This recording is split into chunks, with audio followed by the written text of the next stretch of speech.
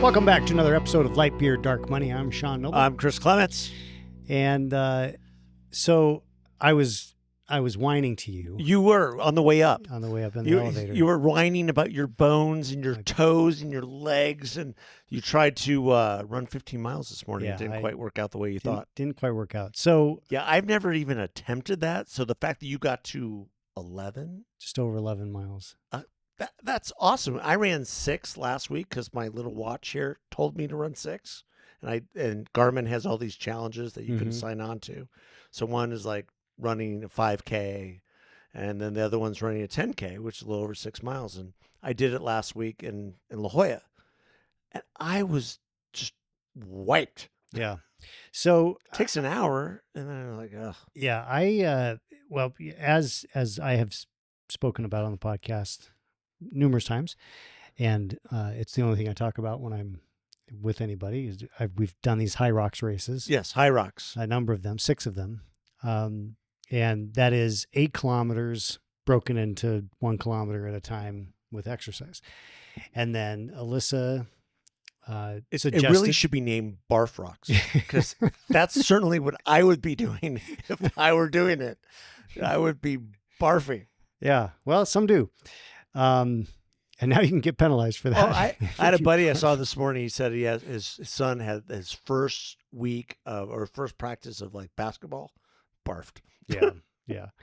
So the Alyssa, my wife, had suggested maybe you ought to do a marathon, and I said, okay, yeah, that sounds interesting. It sounds challenging, and she actually decided she was going to do a marathon as well. So she signed up for one, and I signed up for one. And today was the first time I have had real doubts about whether I'm capable of actually running a marathon. Because I went 11 miles and I was just wiped. Now it was a little bit warm. It's hot and muggy right now. Eat at all, but I got up and just went running. I did have some of the energy gels and stuff. The blocks, a couple of them. Those Cliff blocks. I didn't have a Cliff block. I did some chews at the very beginning, and then I had a goo about an hour in, goo. And then another. I can't remember the brand name, but I hadn't eaten anything, and I didn't have any water.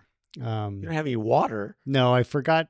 I don't have a hydro vest type thing. And this is the first long run outside. Lord, that might have had something to do with it.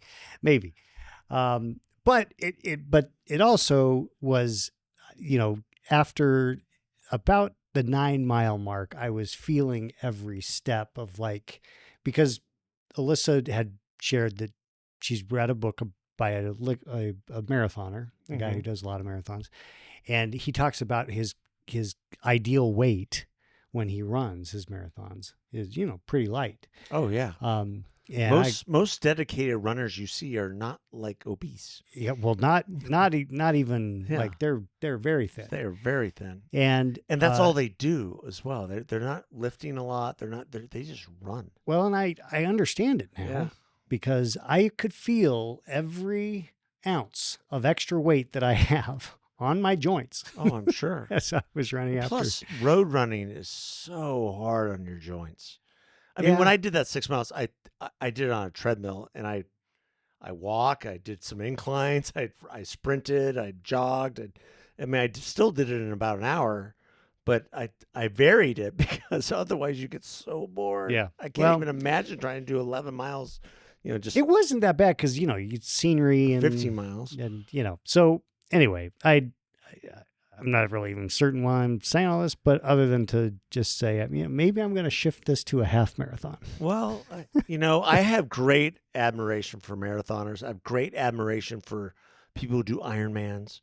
Yeah. I mean, that is it's more mental than physical, and it's just shows a really amazing discipline. But there is especially older people kind of like grow into this idea that they're retired or whatever, and they start doing these Ironmans. Well, but there definitely is because I had said to myself, I'm going to have the mental toughness to get through this regardless.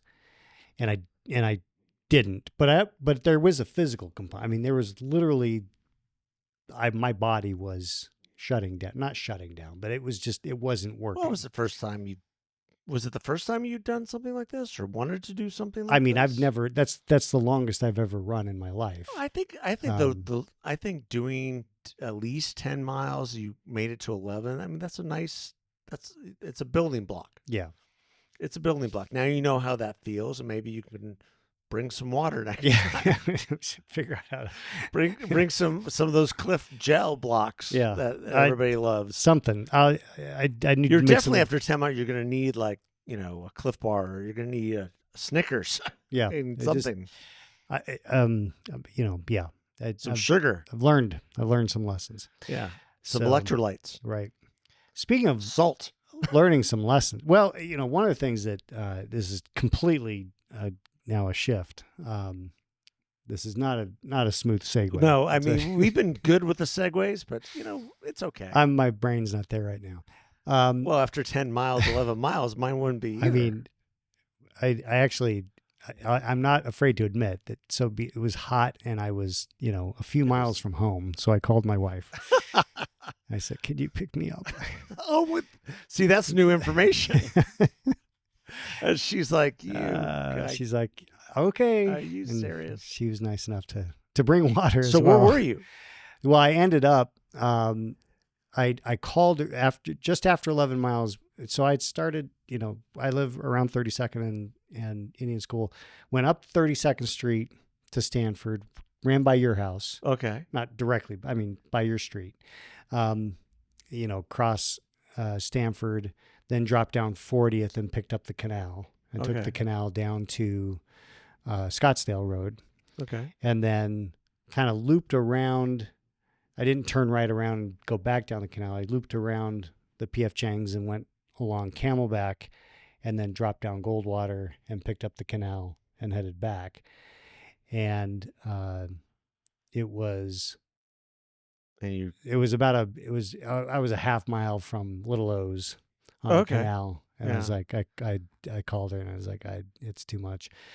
So she picked me up at Little O's. To the point where you didn't even feel like well enough to walk back. Well, I could have walked back, but I was going to run out of time. I was too far from home to get back in time to be here, for example. No, I get it. So, well, I mean, that is a good wife. Yeah. You know what? She sounds like the type of woman that would never, ever think about taking a baseball away from a young child. Oh, exactly.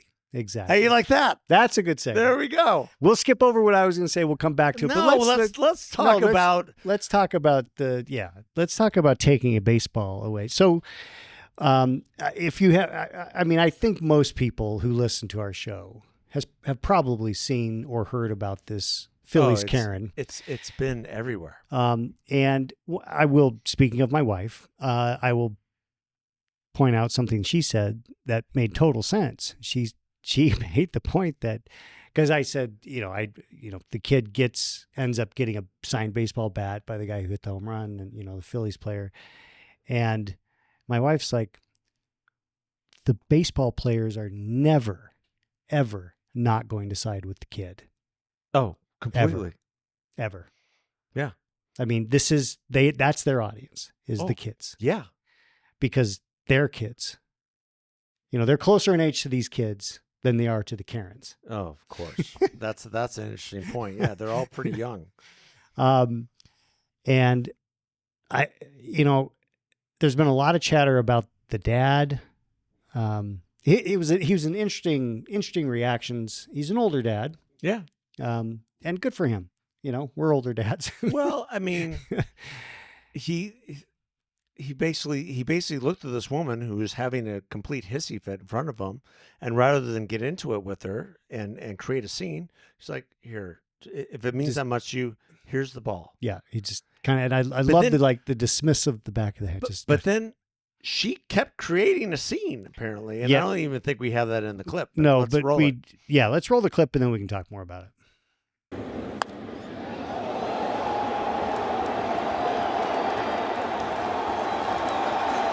Heck of a home run. When the dad gets the ball, brings it straight over to his son, puts it in his glove, gives him a big hug. And here she comes. She immediately comes over. and like grabs his arm, and he's like, what? And he's like, no, it was I had the ball. It was over there. She's pointing as if it's, you took the ball, and he's like, the ball's in my son's glove. And his son is like, what is going on? And then he eventually reaches into the glove, gives it to her, and fine. And then she's all, and people are clearly not happy with her. So,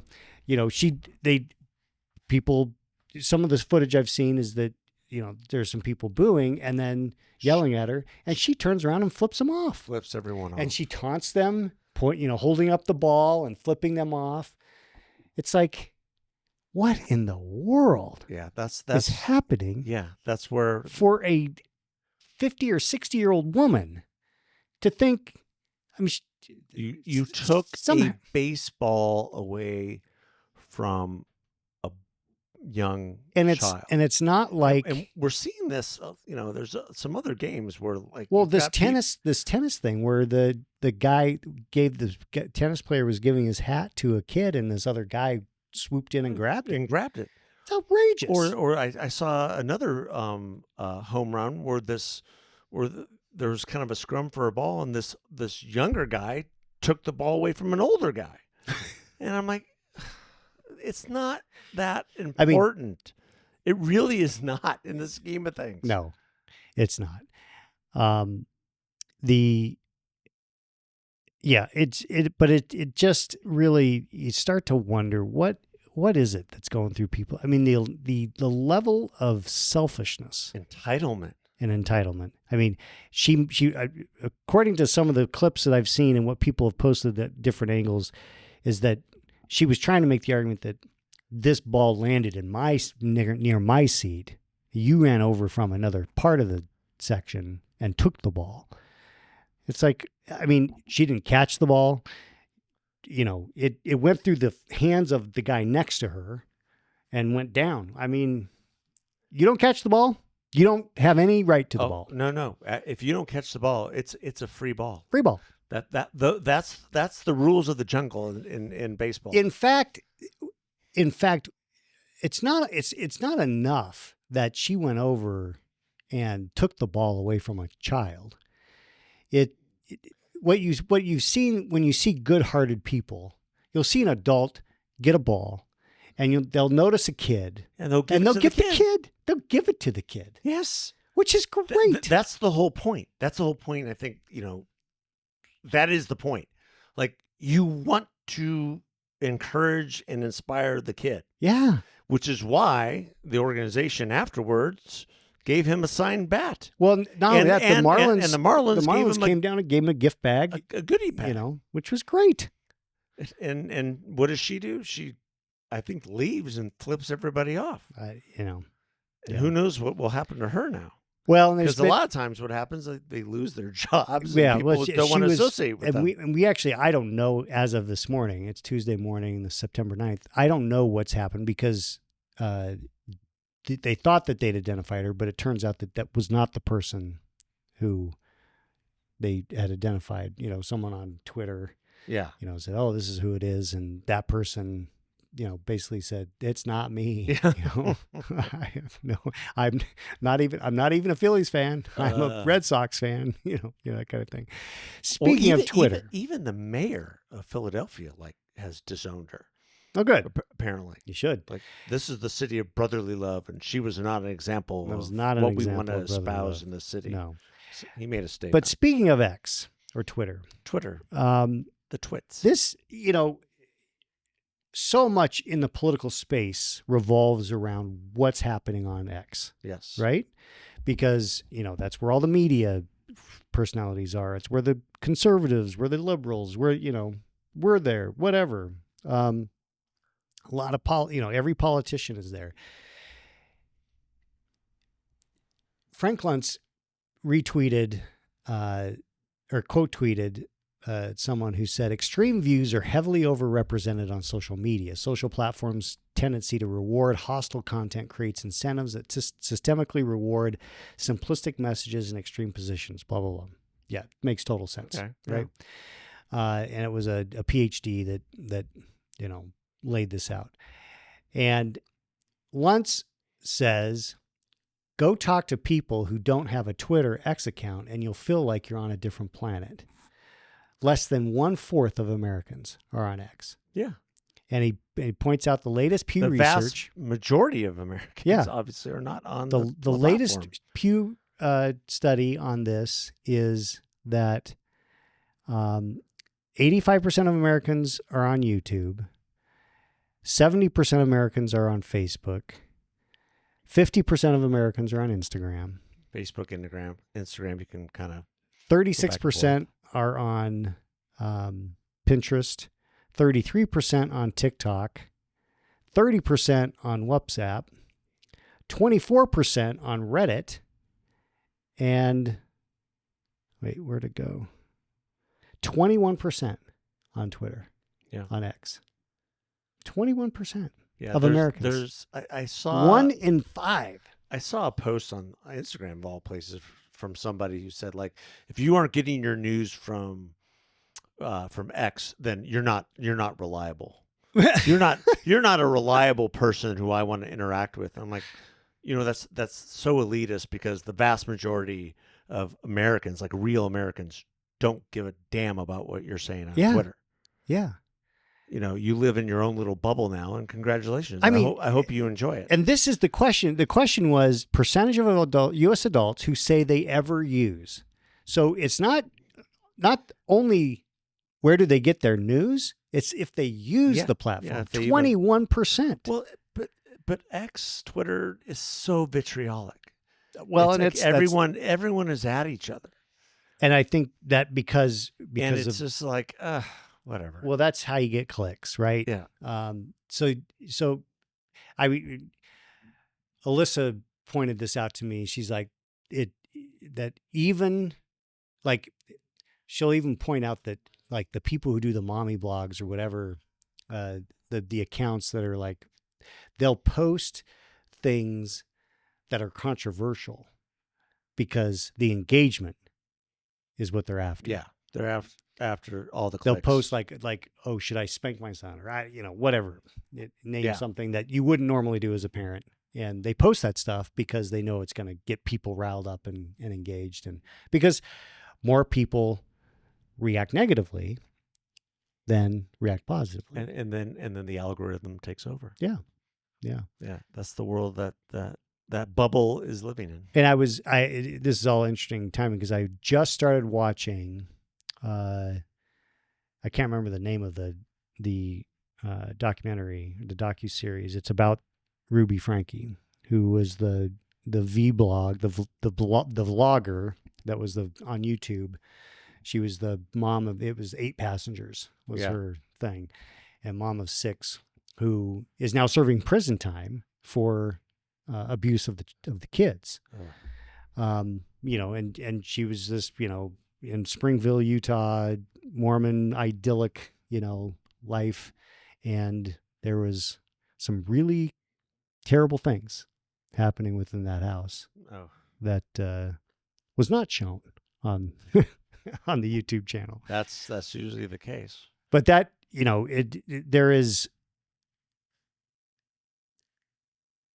we have become a society that's so driven by the screen that we forget that we have real interaction. No. Well, I mean, we should have real interaction, right? Yeah. And X is, like you've said, so aptly many times before, is a dumpster fire. Yeah. It's not real life. It's not real life. And how many are just bots? How many are just fake people? Yeah.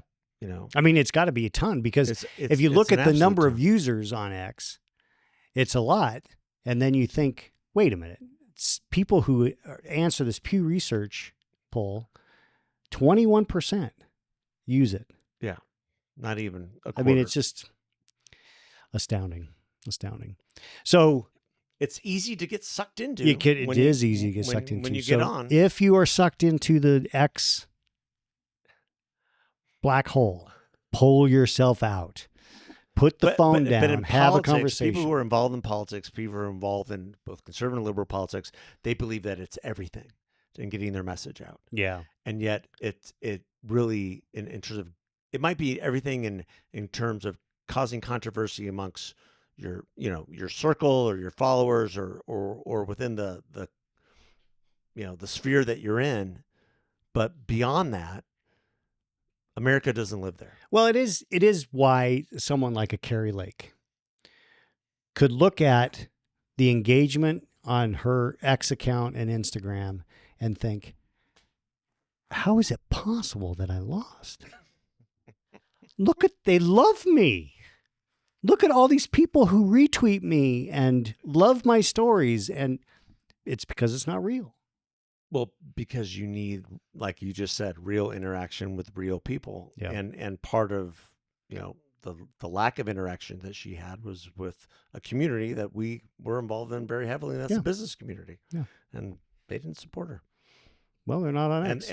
No. How many CEOs are not on how many X. CEOs waste their time on X? No, they pay people to do that. Yeah, exactly. Their companies might be there, Yeah. but it's like, oh, we introduced this product this Right. week, blah, blah, blah. Yeah. I mean, And then they get a bunch of negative reactions and nobody even looks at it. yeah, exactly. All right. We've got another hot take. This is, is this the Ted Cruz thing on, This is Senator Kaine. with Tim Kaine? Yeah. Oh, okay. This is right up our alley. Okay. Let's give this a roll. Mr. Barnes, I was struck by your opening comments, and I asked to get a copy of them so I could read them and make sure I quoted them correctly. You state, and this is a quote from Secretary Rubio, "Our rights come from God, our Creator, not from our laws, not from our governments." I find that very, very troubling. I'm a devout person. I was a missionary in Honduras. We've got other devout folks in this room, Christian, Jewish, Muslim, American. The notion that rights don't come from laws and don't come from the government, but come from the Creator, that's what the Iranian government believes. It's a theocratic regime that bases its rule on Shia law and targets Sunnis, Baha'is, Jews, Christians, and other religious minorities. And they do it because they believe that they understand what natural rights are from their Creator. So the statement that our rights do not come from our laws or our governments is extremely troubling. I think the motto over the Supreme Court is equal justice under law, the oath that you and I take, pledge to support. I mean, for him No, they don't. They are an Islamo-fascist regime. Yeah. Well, and it is such a misappropriation of that whole concept. I mean, they don't believe for a second in individual rights. No. That come from God. No. Not for a second. Not for a minute. So let's hear what Ted Cruz has to say. One of the most outrageous things I've ever heard. I mean, it's insane. I think Ted Cruz did a pretty good job of pushing. Mr. Barnes, I'd actually like to go back to the exchange you had with Senator Kaine, and I wish Senator Kaine was still here. Senator Kaine and I were elected together 13 years ago. He is a friend. I would actually encourage observers to go back and listen to what Senator Kaine said, because I have to say I think was disturbing and showed much of where today's Democrat Party has gone wrong. So Senator Kaine said in this hearing that he found it a radical and dangerous notion that you would say our rights came from God and not from government. I just walked into the hearing as he was saying that, and I almost fell out of my chair. Because that radical and dangerous notion, in his words, is literally the founding principle upon which the United States of America was created. And if you do not believe me, and you made reference to this, Mr. Barnes, then you can believe perhaps the most prominent Virginian to ever serve, Thomas Jefferson, who wrote in the Declaration of Independence, "We hold these truths to be self-evident, that all men are created equal, and that they are endowed by their Creator, not by government, not by the Democratic National Committee, but by God, with certain unalienable rights, that among these are life, liberty, and the pursuit of happiness. Okay, stop there. So Ted goes I've right written to it. about this extensively, and when I heard that, I could not believe it. I'm not. This is not real. This has got to be like some kind of punk thing. Well, remember that, and I don't remember. We had a CNN, MSNBC or CNN contributor that this was last year sometime, talked about how extreme it was white nationalists to believe, or Christian nationalists to believe that our rights came from God, right? Yeah. And now Tim Kaine, who claims to be a Christian, because he was a missionary in Honduras, how he cages his missionary journey as something that would inform his understanding of the Constitution. Yeah. So he someone who purportedly believes in God, but he somehow either never read the Declaration of Independence, Obviously not. I find astounding, or just ignored it. And as Thomas Jefferson, or as Ted Cruz pointed out, a fellow Virginian, Tim Kaine is a senator from Virginia. I mean, it is the very essence of who we are as an American people. It's what sets us apart from every other nation in the world. Yeah. It is a radical declaration. Our founding is radical because of this idea that we are endowed by our Creator with inalienable rights that cannot be taken away from government. We bestow upon the government its authority, not the other way around. And this goes. And I listen to him like, what is wrong with you? Like, why? And then here's the other thing. Why do Democrats keep wanting to go down these? It is astounding to me. I don't know holes. what they think that rabbit hole is going to do for them. I mean, I just don't. You're going there, Tim Kaine. Wow. The blowback's going to be immediate and fierce.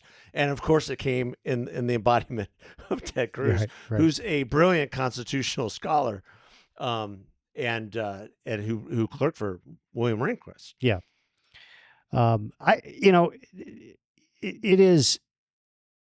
And what's sad to me about this is that there will be a lot of people who listened to Tim Kaine and did not hear Ted Cruz's response that will think, oh, yeah, we're not like Iran. We're not a theocracy. What are they talking about, God? I mean, without understanding that it is the rights that we have because we are creations of a higher power. Because we are created in the image of God. Yeah.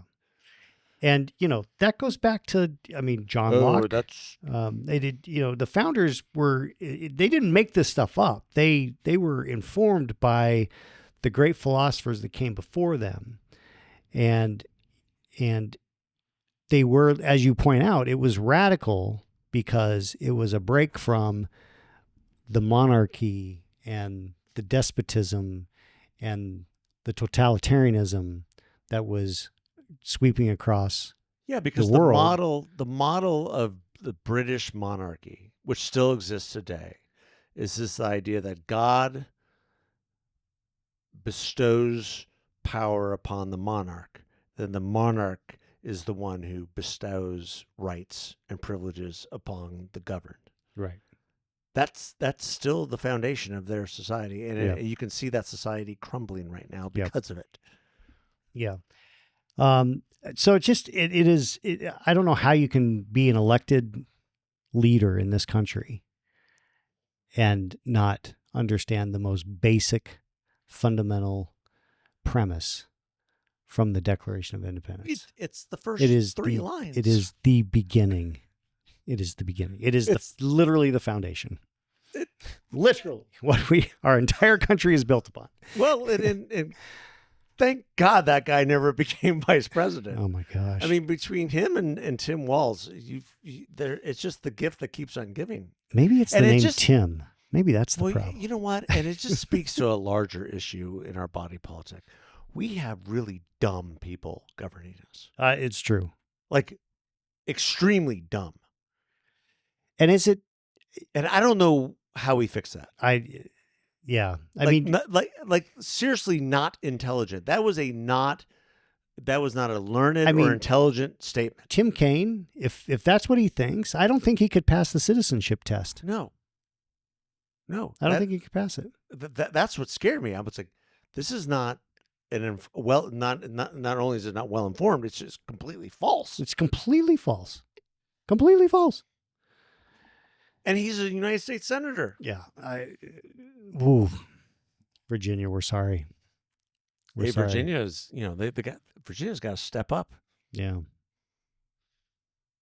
Wow. You know? Election coming up. Yeah, we talked about that. We talked about that last episode. week, but it's Tim okay. Kaine. Let's. What's the Tom Homan? Oh, that was so they are right now. The Department of Homeland Security is staging in the great city of Chicago. Oh, and this is Mr. Homan. Okay, let's hear it. Regard, they're always on the table, right? But right now it's a surge of law enforcement officers. And look, the president was clear on that 2 months ago. He said he's going to prioritize enforcement in sanctuary cities, and we talked about that before. Why? Because we know we have a problem in sanctuary cities. We know for a fact they're releasing illegal aliens, public safety threats every day. So, like I said before, we don't have that problem in Florida, right? Where every sheriff and chief works with us. So where are we going to send additional assets? Sanctuary cities where we know it's a problem.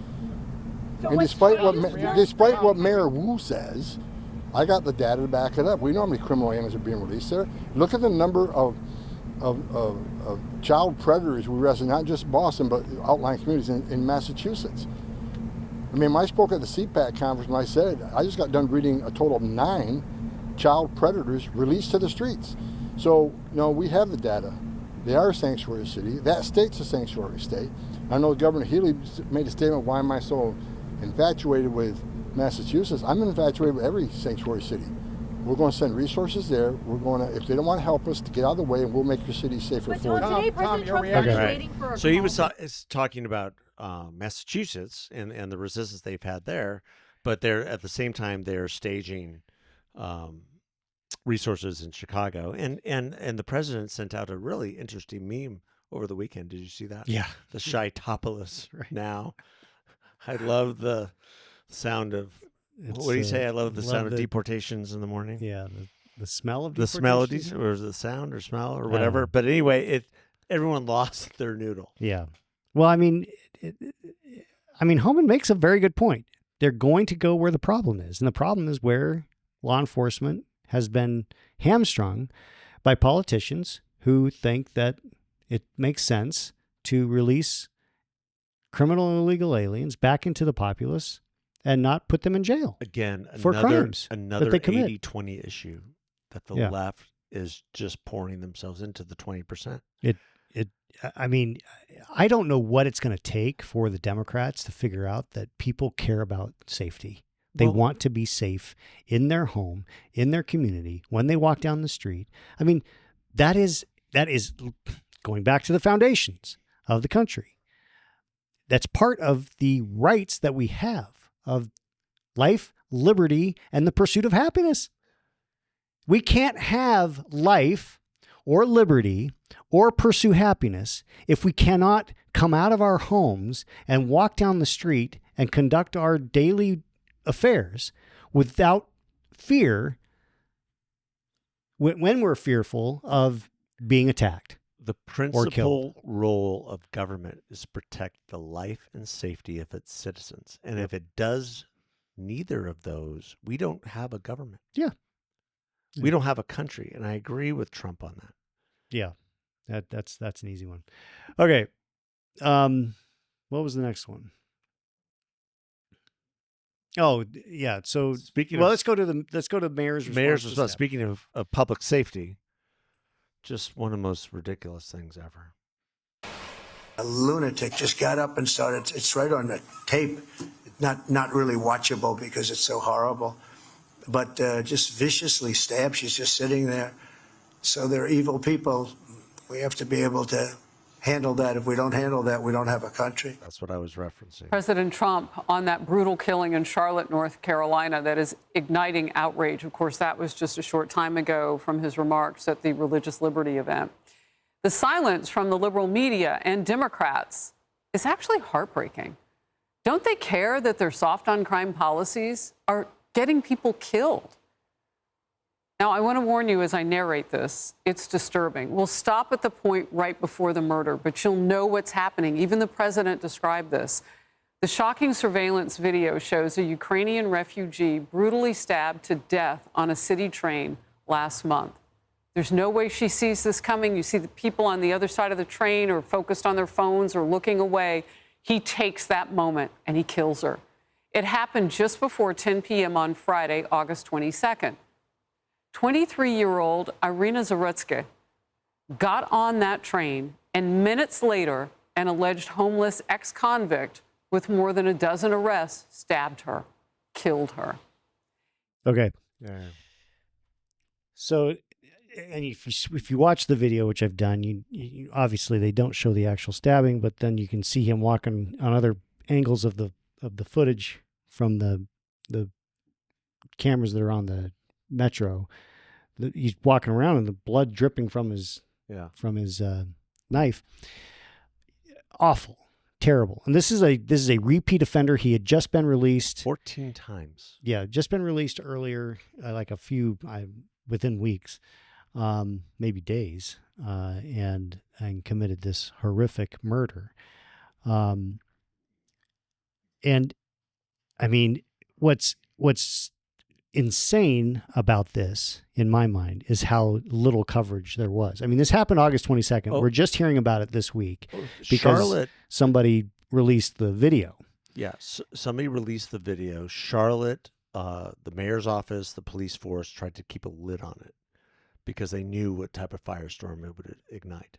And up until this week, none of the mainstream media covered it. No New York Times, no CNN, no AP, nothing. Nothing.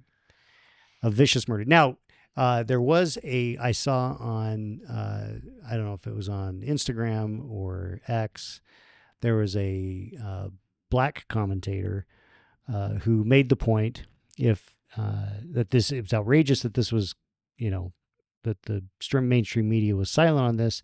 If it had been a white man stabbing a black woman, it would be front page New York Times. Oh, well, I mean, look what happened with Daniel Penny. Yeah. In New York. Here's a guy who's defending people against other people. Yeah. And every single one of those people who were black, white, Hispanic testified on his behalf. Right. And said if it wasn't for him, I might not be here because that man was crazy. Yeah. And they made it into this massive racial issue that didn't exist. Right. And he nearly lost everything. Yeah. Thankfully, he was acquitted. The jury saw that. It was a trial that never should have happened. Right. And this incident should have never happened. This man should have been in jail for the rest of his life. Yeah. I mean, it's not the first times. Yeah, because he's had violent assault multiple times. And it goes to what's happening in these blue cities with these prosecutors with no cash bail and these judges who believe they need to be activist judges and letting these people off, with a hand slap. Yeah. And that pendulum is going to swing back, and it's going to swing back hard. Yeah, I believe it will. All right, let's go to. But will Democrats embrace it? Well, or are they going to still? I just don't see stay in this 20% world. We'll see. I mean, with this will be a key component of where the electorate is in the election next year. Yeah, but look at their candidate in the city of New York. Yeah. What a mess. If Mondami gets elected, this will be a daily occurrence because he's just going to let everybody free. That's horrific. Okay. Let's do this clip.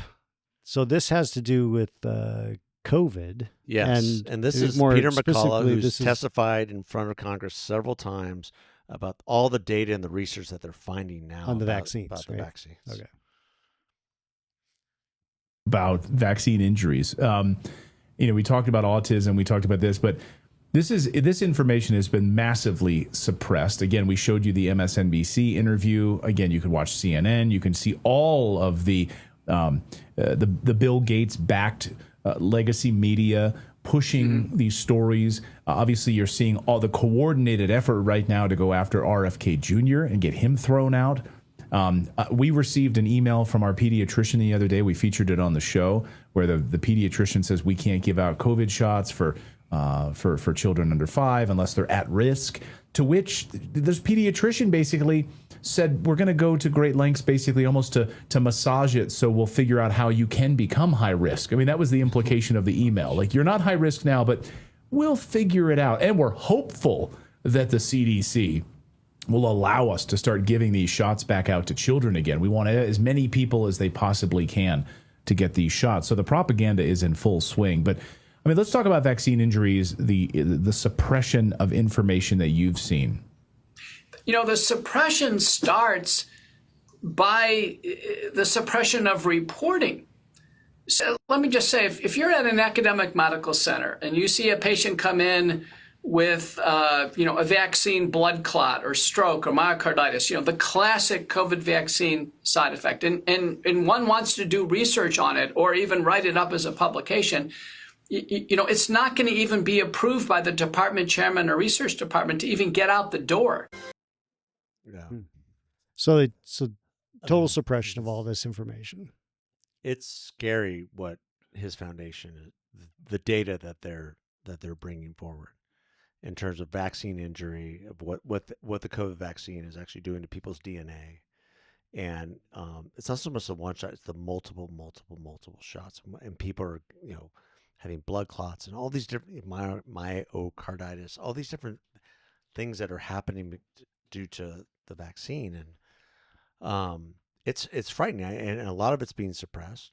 The truth isn't coming out. There's an article in the Republic over the weekend about people freaking out that they have to get a doctor's prescription to get a vaccine, and what is the state going to do? And is Arizona going to follow Florida or be more like Colorado and stand up to the administration? And are we going to, we should be mandating, the vaccine for all children and blah, blah, blah. Unbelievable.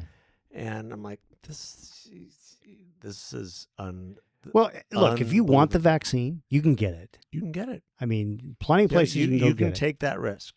But it is a risk. And get your jabs as much as you can, and have fun. It was 2 shows ago where I think we covered this study out of Japan, and it was a 60% increase in that 30,000 person study. A lot. A 60% increase. Big sample. A 60% increased risk of breast cancer for women. Oh. And it was if they took the Pfizer vaccine. Yeah. And I went home and I asked Alyssa, which one did you take? And it was Pfizer.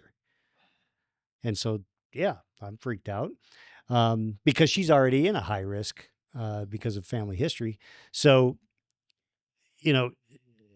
I got the miscarriages. Yeah, well, and look, we're 100% convinced that Vin was early as a result of the vaccine. Yeah, she started bleeding right after she got the shot, and he was born 5 weeks early because she was on bed rest, she was hospitalized. I mean, there was a lot of I remember issues. all that. So this is stuff that we. A lot of people are like, oh, we're past this. That we aren't past this because this is affecting millions of people who've gotten the vaccine. Well, we need to understand what this has done so that we don't make the mistake again. Well, and also you have very concerted interests with Pfizer, Moderna, and others who have a lot to lose if we're not taking the vaccine. Yeah. I did Moderna, and I'm convinced that it impacted my cardiovascular health in the sense that I know this because we have a mutual friend who did Pfizer and his health has deteriorated. Yeah. So I've seen this because I look at the outputs on my Peloton rides from before I got the vaccine to after I got the vaccine. Yeah. And my lung capacity has clearly been impacted, or whatever it is I'm not hitting the same numbers. Yeah, I'm in better shape now than I was then. Of course. And obviously from your 11-mile run today. It's not a good example. So I did the Johnson & Johnson because it was more of a inert version of the virus. I didn't want an mRNA put in me. I've never been more sick for the 8 hours after the shot in my life, like ever. Like it was the worst. I have not been that sick since maybe I was a kid. Yeah. I don't do flu shots. I don't do any of it. Yeah, I'm not a big fan of the flu shot. Well, so not a fan of shots at all. Let's I put it mean, that people way. who have to because of different things going on in their physiology. I get it. But that's the thing. I'm lucky. I'm healthy. It should be an individual choice. Yeah. But it's so weird when you're at the doctor, like, have you gotten your flu shot yet? And I look at whoever says that. I'm like, I'm not giving the flu shot to my kids. I'm not giving the flu shot to myself. Yeah. Yeah. You know, why would I want to make myself sicker? We just took our 18-month-old in for his, he had 2 shots due. And yeah, you got to space it out. You got to be really careful. That's the mistake we made is we should have done one, waited a few days, a week or two, and done the other one because he did not have a good experience for 24 hours after that. Yeah. We've done that before. When he did his 9-month, we spaced them out, and we just didn't do it this time. We should have done it. But. Yeah, we were very. I mean, when Gracie was born, there weren't as many shots. No, now there's like a gazillion. My first batch of kids. We spaced it out as much as we could. Yeah. I mean, we waited on some. I won't say what it was. We waited until they were like 5, 6 years old. And some we didn't do at all. Just said we're not doing this. Yeah. There's no reason for those, and don't ask us again. That's right. All right. Well, but I mean, RFK taking all these slings and arrows last week brings a lot of this to the forefront.